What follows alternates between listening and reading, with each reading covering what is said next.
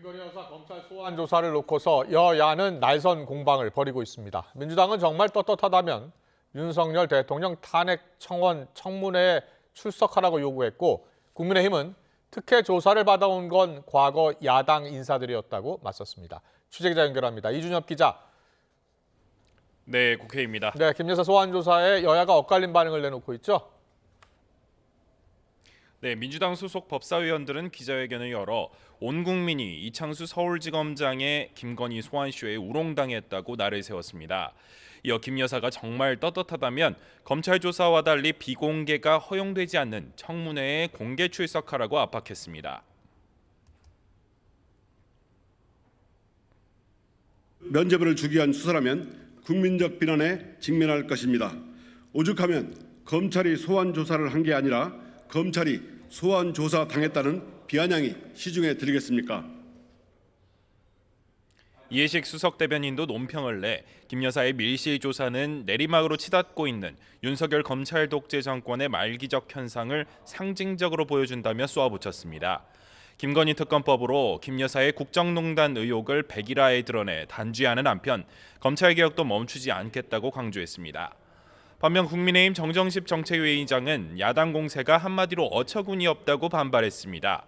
앞서 도이치모터스 주가 조작 사건과 관련해 검찰총장 수사지휘권을 박탈했던 추미애 전 법무부 장관을 거론하며 민주당은 검찰총장 패싱을 운운할 자격이 있느냐고 반문했습니다.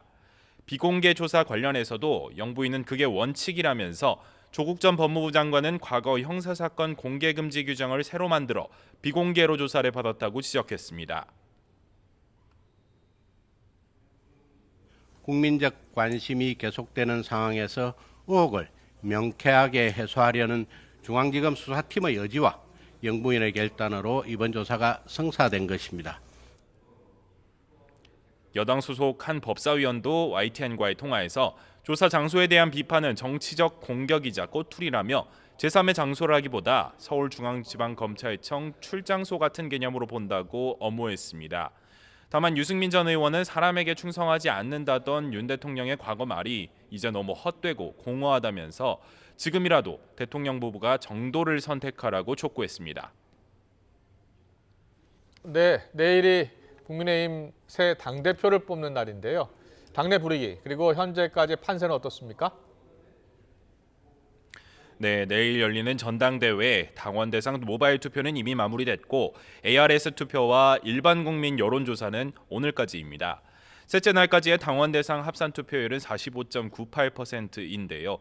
역대 최고였던 지난해보다 7%포인트 이상 낮습니다. 예상보다 저조한 투표율에 여러 분석이 나오고 있는데 관심은 결선이 치러질지 여부입니다. 각종 여론조사에서 선두를 달리던 한동훈 후보가 1위를 하더라도 과반 득표를 넘기지 못하면 오는 28일 1대1로 투표를 또 하게 되는데요. 경쟁 후보들은 막판까지 추격을 위한 공세의 고삐를 놓지 않고 있습니다. 나경원 후보 캠프 김민수 대변인은 한동훈 후보 측이 공소 취소 청탁 발언은 위법 상황을 고려한 배려라고 주장하며 2차를 넘은 3차 가해를 하고 있다고 쏘아붙였습니다. 원희룡 후보도 SNS에 국민의힘이 최상병 특검법이 탄핵 목적이라고 규정했는데도 한 후보만 중재안을 통해 특검법을 받자고 한다며 날을 세웠습니다.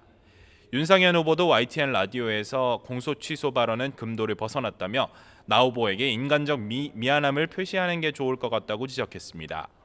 한 후보 측은 그러나 투표율이 낮아도 과반에는 큰 지장이 없다고 본다며 결과에 자신감을 내비쳤는데 후보 본인도 SNS 메시지를 통해 막판 지지를 호소했습니다.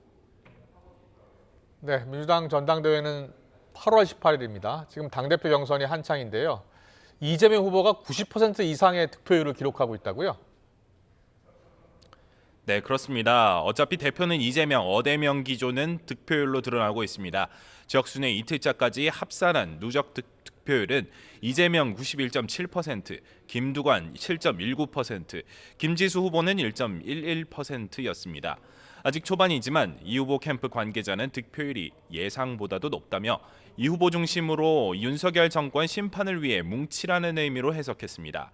그런데 김두관 후보가 SNS에 이번 전당대회 분위기를 두고 집단 쓰레기는 정권을 못 잡는다며 맹비난하는 듯한 게시글을 올리기도 했는데요.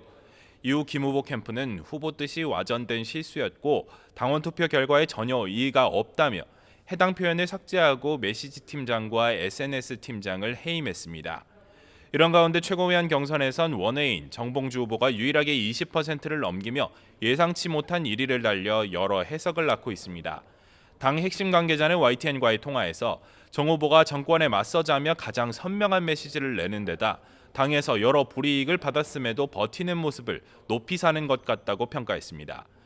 우상호 전 의원은 라디오에서 정 후보가 당원이나 지지자와의 스킨십에서 현역들보다도 앞선다며 총선에서 정 후보 공천 취소 결정을 내린 지도부는 곤혹스러울 거라고 주장했습니다.